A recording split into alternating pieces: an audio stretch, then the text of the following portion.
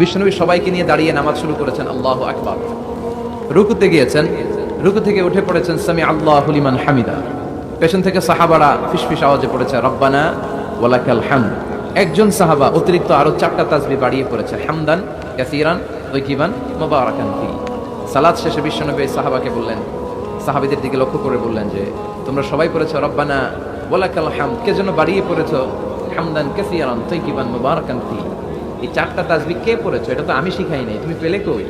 কেউ দাঁড়ায় না, ভয়ে। বিশ্বনবী অভয় দিলেন, ভয় পেও না, দাঁড়াও।